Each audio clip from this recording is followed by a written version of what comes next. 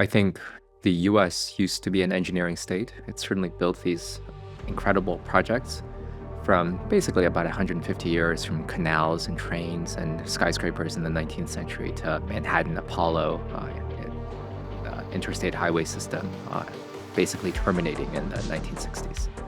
We needed a correction. We needed a correction because Robert Moses was ramming highways through dense urban neighborhoods in New York. We needed a correction because the US Department of Agriculture was spraying DDT and other pesticides absolutely everywhere, and killing a lot of the wildlife. We needed a correction because Ralph Nader correctly pointed out that automotive executives were way too cozy with the regulators. And the military industrial complex and the Defense Department lost a lot of credibility after the war in Vietnam. And I think what we need now is a correction against the correction in some minor form. We need to keep evolving as a society and not keep confronting the problem of the 1960s.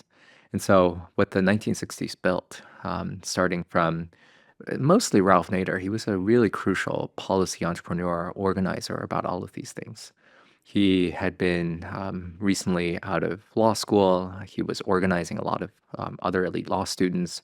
I believe he went to Harvard Law, and he went to he organized other students to say, under this banner of, we need to sue the bastards. And the bastards was essentially the government, because the government had been the perpetrator of a lot of these misdeeds. And by suing the government, I think what it has done is that it has constrained a lot of abuses, and it has also constrained its ability to do important things. California high-speed rail, we can talk about this because here we are in Silicon Valley. Voters approved the referendum to build California high-speed rail in 2008. How much of it has been built so far? Very, very little, and perhaps the first stretch will connect Bakersfield to Merced in the year 2030 to 2033. And this is, I think, a giant failure, and nobody seems to really care very much anymore. No heads have rolled over this giant failure.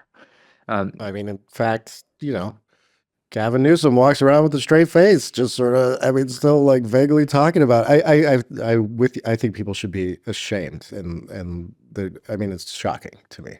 And all It's of these embarrassing. important environmental laws, I think, are being used against environmental interests. A lot of NIMBYs have been using environmental laws to hold up construction of wind turbines off the coast of Massachusetts, solar, out in places that are barely habited, and transmission lines as well. And so there's something really perverse about using 1960 laws to, not solve climate change. I'll just cite two examples here of the perversities of environmental law. Los Angeles has these oil derricks that are still operating kind of within city Yeah, limits. you see them near LAX. Yeah. And the people have tried to remove them, and NIMBYs have used environmental laws to defeat the removal of oil derricks, as if removal of oil derricks can be harmful to the environment. And the other point that I think is very strange here is that UC Berkeley tried to expand its campus and try to build some dormitories in a vacant lot. And neighbors alleged that UC Berkeley and the state did not sufficiently study students as a source of noise pollution, as if students themselves are polluting. They're going to have extra trash. How are we going to deal with that? And, students are an environmental problem as well. And so I think we needed a correction against the American engineering state with American characteristics.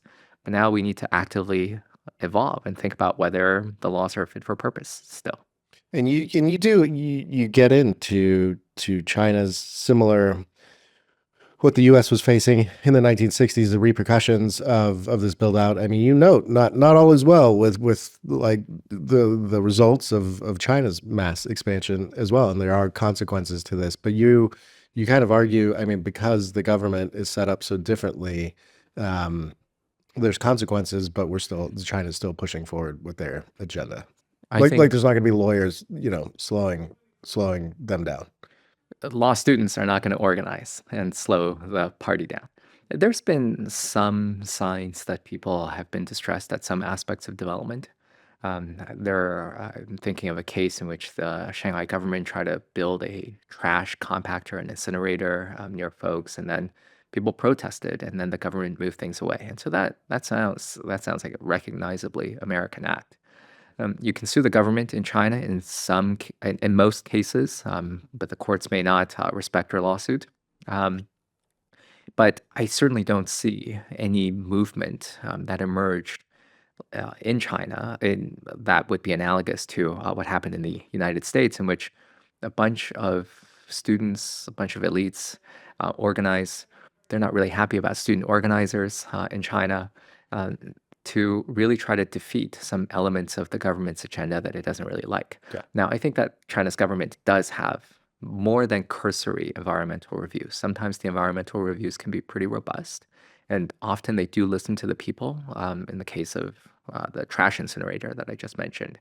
But in general, my view is that the government is going to do what it wants to do by hook or by crook. Right. And then I kind of want to go a different direction, but I mean, your example of the zero COVID and the one child policy, where this engineering at all cost mentality had severe repercussions. I mean, you have men trying to find wives, the country, I mean, like deep societal issues from the one child policy. And then you had people losing their mind during zero COVID, and you write in another chapter about a generation of youth, leaving the country despite how prosperous it is, because they're kind of not really getting what they had dreamed out of it, right? So there are these like societal repercussions. Absolutely. Yeah.